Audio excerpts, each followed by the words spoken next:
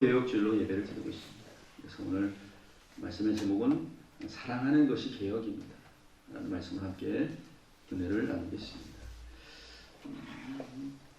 내년에 감리사님들이 유럽에 연수를 떠나는데 종교개혁지를 이렇게 다녀오려고 지금 준비를 하고 있습니다. 그런데 지금 500주년을 준비하면서 독일이나 주변의 나라들이 정리를 하느라고 굉장히 분주하다 이렇게 얘기를 하고 있더라고요. 그래서 정말 개혁을 500주년이 된 종교개혁을 준비하는 게 무엇일까? 다른 것이 아니라 보여지는 모습들을 정리하는 것이 아니고 하나님 앞에서 우리 자신을 다시 한번 개혁의 신앙으로 회복되는 것, 이것이 그것을 준비하는 것이 아닌가, 이런 생각을 다시 한번 갖게 됩니다. 종교개혁주의를 맞이하면서 내가 정말 하나님 앞에서 개혁되어져야 되고 변화되어져야 되고 새롭게 되어져야 되는 것이 무엇인지를 다시 한번 깨닫고 주님 앞에서 새롭게 결단되어져서 정말 주님의 이름을 날마다 높여드리는 믿음의 여러분 되시기를 간절히 축원을 드립니다. 우리가 종교개혁주의를 맞이해서 우리는 개혁의 신앙을 다시 한번 회복하기를 소원합니다. 특별히 우리 개신교회는 캐톨릭의 잘못된 신앙을 바르게 세우고자 저항하여 새롭게 세워진 교회가 우리 개신교회입니다. 그래서 우리 개신교회를 프로테스탄트라고 얘기하지 않습니까? 저항하는 사람들. 그 이름 자체가 저항하는 사람, 개혁하는 사람이라는 그런 뜻이지 않습니까? 그 당시 이 캐톨릭의 잘못된 신앙에서 돌이켜서 바른 믿음으로 돌아가자고, 말씀으로 돌아가자고 그렇게 개혁하고 있었다면 이제 우리는 믿음과 말씀으로 회복할 뿐만 아니라 우리 근본적인 실천의 모습을 개혁하고 변화되어야 합니다. 이렇게 누구든지 그리스도 안에 있으면 생활 방식이나 또 생각이나 마음이 예수님의 성품으로 변화되어야 합니다. 그러나 우리는 신앙생활을 하면서도 변화를 거부하는 많은 그리스도인들을 보게 됩니다. 자신은 아무런 문제가 없다고 생각하기 때문에 그런 생각조차 하지 않는 것입니다. 분명한 것은 바른 믿음으로 세워지지 않았기 때문에 자신을 돌아보지 않는 것입니다. 바른 믿음으로 살아가길 결단하는 성도는요, 날마다 내가 죽고 또 죽고 예수 그리스도로 다시 태어나기를 소원하는 삶을 살아가는 것입니다. 여러분, 변화되지 않는 기독교는 세상에 존재할 이유가 없습니다. 또한 변화되지 않는 그리스도인 또한 마찬가지 세상에 존재할 이유가 없는 것입니다. 많은 그리스도인들이 세상의 변화를 위해서 기도를 하지만 자신의 변화를 위해서 기도하는 사람은 별로 많지가 않은 것 같습니다. 톨스토이가 당시 러시아의 기독교의 무력함을 바라보면서 이런 말을 했다고 합니다. 나 자신의 변화를 위한 기도가 진정한 변화의 출발점이고 원동력이다 라고 그렇게 얘기를 했다고 합니다. 여러분, 우리는 먼저 나 자신을 변화시켜달라 여러분 기도해야 될 줄로 믿습니다. 아멘. 내가 변해야 이웃도 변하고 세상도 변하고 나라도 변하고 세상이 달라지게 되는 것입니다. 1517년 마르틴 루터의 종교개혁은 캐톨릭 신부였던 루터 자신으로부터 시작합니다. 이것이 잘못된 신앙과 하나님 말씀이 아닌 인간의 말씀을 좌우하며 살아가는 자신의 모습을 개혁하는 것에서 시작하는 것입니다. 지금까지 그렇게 배워왔고 그렇게 살아왔던 자신의 신앙과 삶을 되짚으며 다시 뒤집어 엎는 일, 그 일을 시작한 것이 마르틴 루터가 종교개혁을 시작한 시작입니다. 여러분, 지금 절실하게 우리의 신앙과 삶을 뒤집어 엎지 않으면 안 되는 일이 여러분 무엇이 있습니까? 여러분, 가장 우리가 변화받아야 될 일이 무엇입니까? 다른 것이 아니고요, 자기애입니다. 자기 사랑입니다. 얼마나 자기를 아끼고 사랑하는지요죠. 디모데후서 3장 1절에서 2절에 보면요, 말세의 고통의 때가 이르게 된다고 했습니다. 그리고 가장 두드러지게 나타나는 모습이 사랑하지 않는 것이라고 했습니다. 자기를 사랑하고 돈을 사랑하지만 하나님을 사랑하고 이웃을 사랑하지 않는 것입니다. 자기 사랑에 빠져 있는 것입니다. 나를 남에게 내어주려 하지 않습니다. 철저하게 자기 방어적입니다. 누가 조금이라도 나에게 도전하면 그 어떤 것도 용납하지 않습니다. 여러분 지금 우리의 모습이 바로 이러한 모습이 바로 지금 우리의 모습입니다. 우리는 그리스도인이라고 하면서 그렇게 살아가는 일들이 우리에게요 너무나도 당연하게 아무렇지도 않게 여기며 그렇게 살아가고 있다는 것입니다. 철저하게 하나님도 이웃도 없이 오직 자기 자신만으로 살아가는 그런 삶을 살아가는 것뿐이라는 것입니다. 여러분 이것을 변화시키고 개혁하지 않으면 절대로 우리는 하나님의 뜻을 세워갈 수가 없는 것입니다. 우리의 존재적 의미는 사랑으로 살아가는 것인데 지금 우리의 시대에 사랑의 삶을 잃어가고 있습니다. 즉 우리의 존재적 의미를 상실하고 그렇게 살아가고 있는 것입니다. 그래서 우리의 신앙의 개혁 그것은 다른 것이 아니고 사랑을 회복하는 것임을 여러분 기억하시기 바랍니다. 신앙의 개혁은 사랑을 회복하는 것입니다. 이제 다시금 우리는 사랑을 회복해야 됩니다. 이것이 바로 하나님께서 우리를 향하신 모습이고 예수님께서 이루신 일이고 또한 우리가 이 땅 위에 세워가야 할 근본의 모습이기 때문에 그렇습니다. 그 변화는 바로 나로부터 시작해야 합니다. 나 자신의 사랑을 회복하는 것으로부터 여러분 시작하시길 바랍니다. 오늘 본문의 말씀 예수님께서 굉장히 파격적인 말씀을 하고 계십니다. 원수를 사랑하라 이렇게 말씀하신 겁니다. 우리에게 사랑의 범위를 말씀하고 계신데 그 범위가 바로 원수까지도 사랑하라는 것입니다. 즉 사랑에는 끝이 없다는 것을 말씀하고 있는 것입니다. 구체적으로 원수를 사랑하며 너희를 미워하는 자를 선대하고 너희를 저주하는 자를 축복하며 너희를 모욕하는 자를 위해서 기도하라 이렇게 말씀하고 계십니다. 여러분 이 말씀을 들을 때 어떤 생각이 듭니까? 이게 현실에 정말 가당하기도 한 일인가? 정상적인 인간으로서 도저히 불가능한 일처럼 우리는 느껴지게 됩니다. 예수님이니까 이렇게 말씀하시는 거겠지. 말씀이니까 그저 이렇게 하시는 거겠지.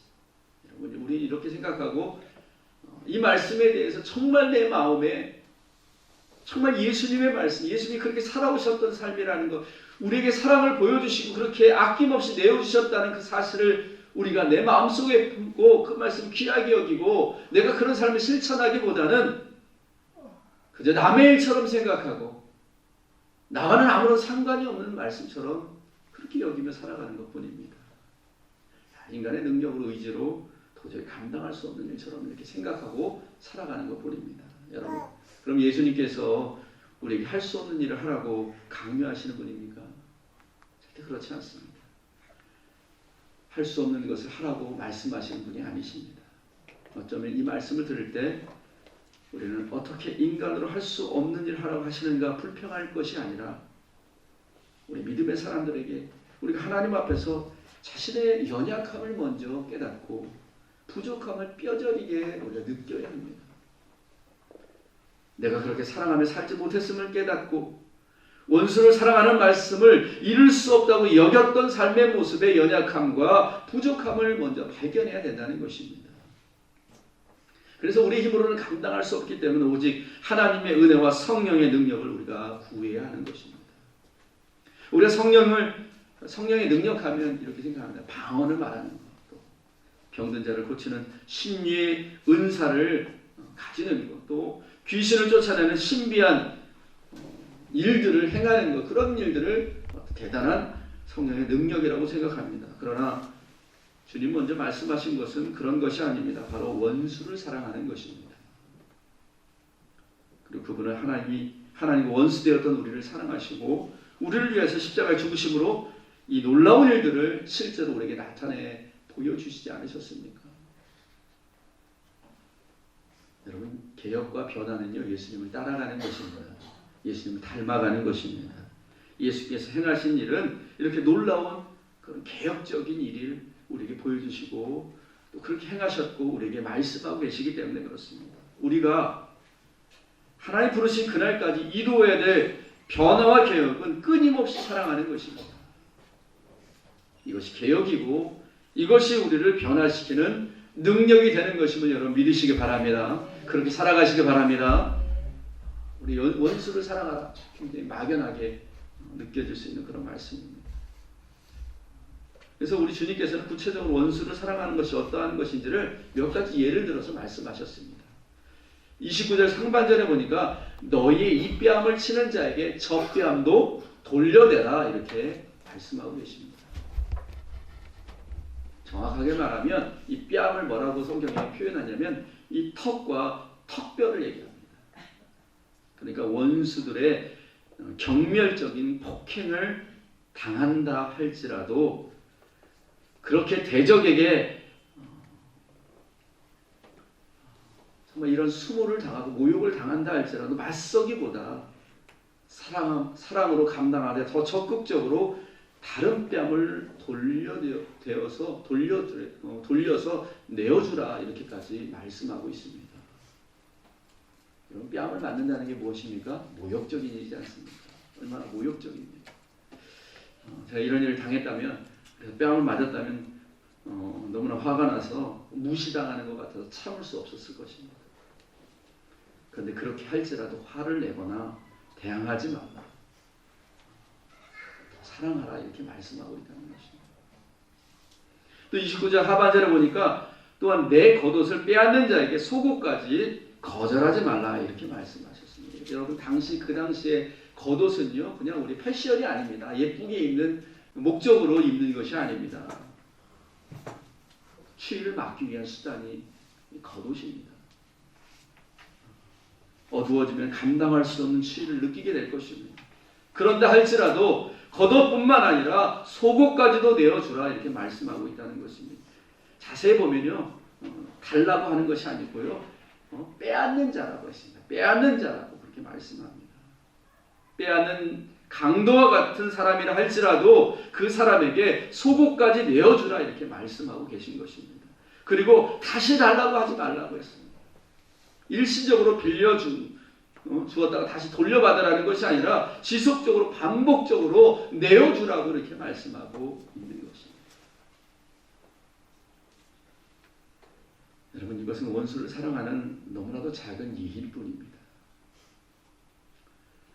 보면 36절에 너희 아버지의 자비로우신 것 같이 너희도 자비로운 자가 되라 이렇게 말씀합니다. 즉 하나님께서 그렇게 사랑하셨던 것처럼 우리 또한 그 사랑에 힘입어서 그렇게 하라고 우리에게 말씀하고 계신 것입니다.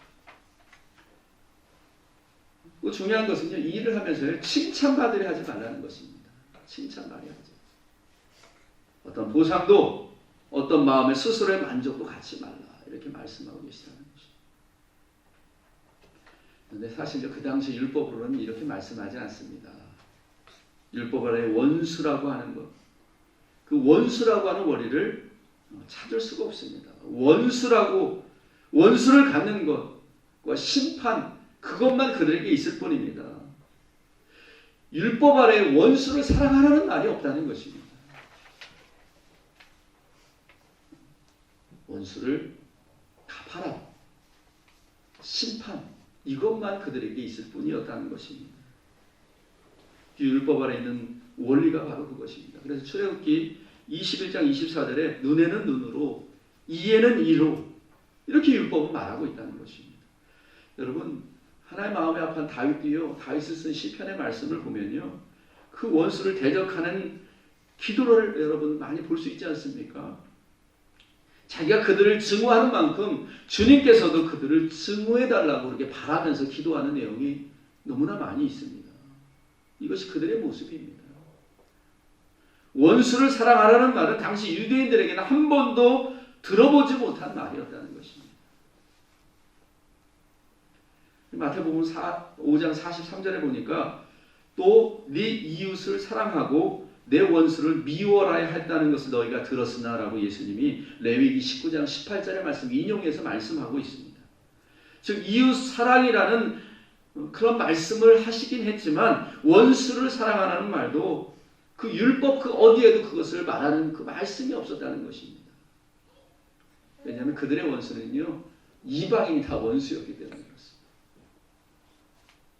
근데 예수님은 네 원수를 사랑하고 그들을 선대하고 축복하고 그들을 위해서 기도하라 라고 말씀하고 있습니다. 얼마나 여러분 파격적인 말씀입니까? 얼마나 개혁적인 말씀입니까? 요한웨슬리 목사님은요, 예수님의 이런 사랑을 혁명이라고 그렇게 말을 했습니다. 사랑의 혁명이다라고 그렇게 표현을 했습니다. 이렇게 예수님의 사랑의 실천은 엄청난 개혁이 담겨져 있다는 것을 우리에게 보여줍니다. 여러분, 우리의 개혁 또한 예수님이 그렇게 말씀하시고 우리에게 보여주셨고 그렇게 행하셨던 것처럼 원수까지 사랑하는 삶의 변화인 줄 믿습니다. 주님은 원수에게까지 하나님의 사랑을 보여주라고 말씀하고 계신 것입니다. 어쩌면 원수를 사랑하는 말씀은 구원받은 우리에게 주시는 하나님의 축복이라고 이렇게 생각이 됩니다. 원수처럼 느껴지는 것은 잘못된 환상입니다. 사실은 실체가 없는 것입니다. 그처럼 미워했던 원수가 어느 날 다른 모습에서 보니까 원수가 아니고요, 너무나도 연약한 존재였다는 것을 발견하게 되는 것입니다. 그저 보통 사람이고 아주 불쌍한 사람으로 보여지게 되는 것입니다. 저도 이런 경험이 있습니다.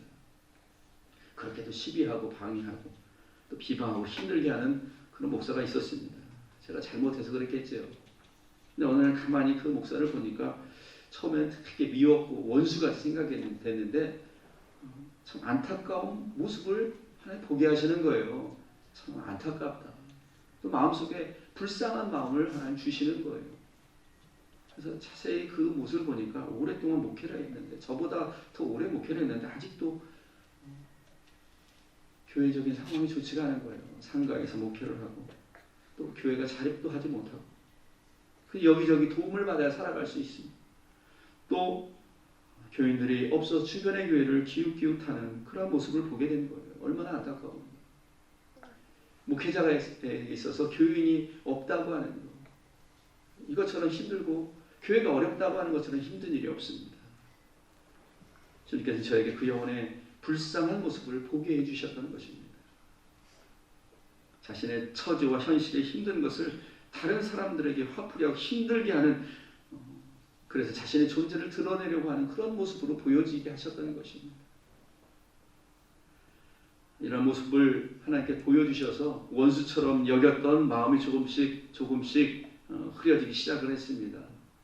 사실 똑같이 미워하고 비방하고 원수처럼 대하면 그러한 마음을 가진 내 마음이 얼마나 더 힘들었겠습니까? 여러분, 원수를 사랑하는 것은 어쩌면 다른 사람을 위해서가 아니라 나를 위해 주신 하나님의 축복이라는 것을 다시 한번 깨닫게 됩니다. 그러는 여러분 깨달으시길 바랍니다. 중국 제나라의 제상이었던 맹상군이라고 하는 사람이 있었습니다. 사람을 참 좋아했습니다. 인재를 참 좋아해서 많은 식객들을 자기 집에 불러서 늘 먹을 것을 내어주고 또 도움을 주는 그런 일들을 했습니다. 그런데 그 중에 그가 열심히 이렇게 섬기고 또 돌봤던 사람 중에 어떤 한 사람이 이 맹상군을 모함을 하는 것입니다. 그래서 제상의 자리에서 물러나게 된 거예요.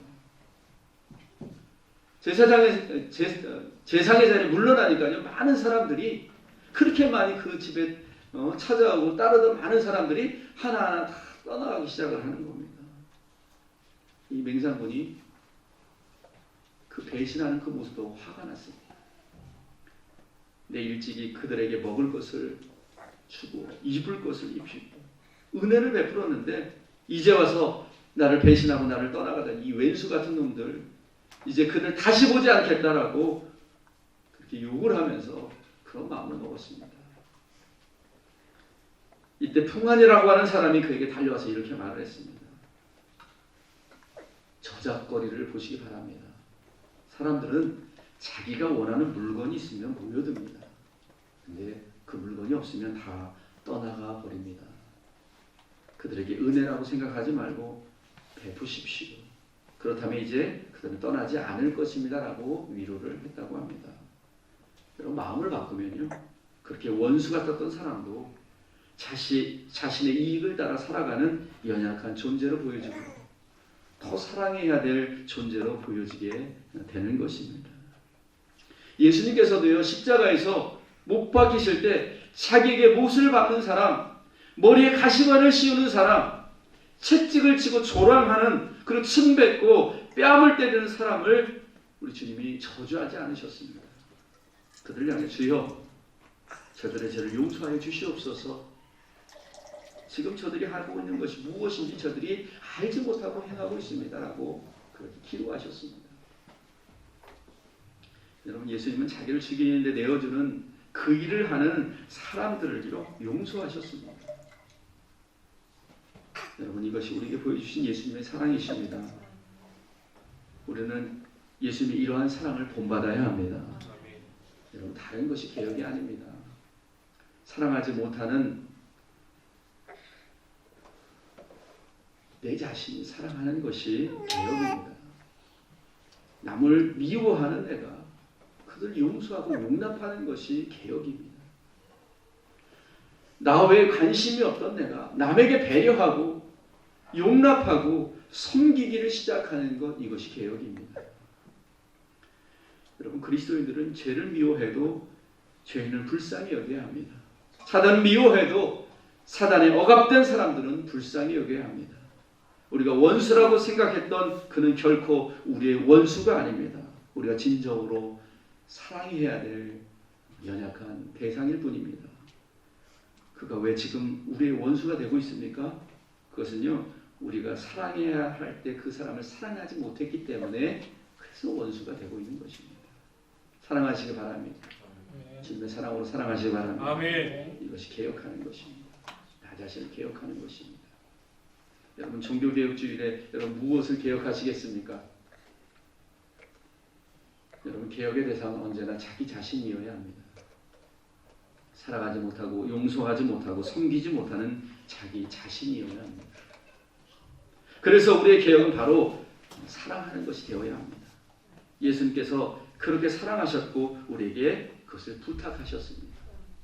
고린도 후서 5장 18절의 말씀에 보니까 곧 하나님께서 그리스도 안에 계시사 세상을 자기와 화목하게 하시고 그들의 죄를 그들에게 돌리지 아니하시고 화목하게 하는 말씀을 우리에게 부탁하셨느니라, 이렇게 말씀합니다. 우리에게 이렇게 화목하라고, 사랑하라고 화목과 사랑을 부탁하고 계신 것입니다. 제가 초등학교 때인가 그 강제구 수령에 대해서 이렇게 책에 강제구 수령에 대해서 이제 도덕책이었나 이렇게 나왔던 그 기억이 납니다. 육군사관학교 교정에 이 강제구 소령의 동상이 세워져 있습니다. 우리가 너무나도 아픈 현실이지만 1965년 10월 4일에 이 강제구 소령이 메모부대에서 그 월남전 파병을 위해서 훈련을 맡아서 담당하는 교관으로 있었습니다. 그때 수류탄 투척 훈련이 있었는데 한 병사가 잘못 수류탄을 투척을 해야 되는데 너무 긴장한 나머지 수류탄을 그냥 떨어뜨리고 말았습니다. 그 주변에 있는 사람이 다 목숨을 잃게 되는 그런 상황 가운데 주저하지 않고 이 강제구, 그때 중대장이었던 강제구 소령이 폭탄을 끌어안고 폭탄이 터지는 바람에 그 몸을 산산이 부서지고 그래서 순국하게 됩니다. 그의 나이 28살입니다. 그는 독실한 그리스도인이었습니다. 그는 어린 아들과 아내를 남겨두고 하늘나라에 간 것입니다. 그의 부모님 늘 그렇게 말씀을 하셨대요.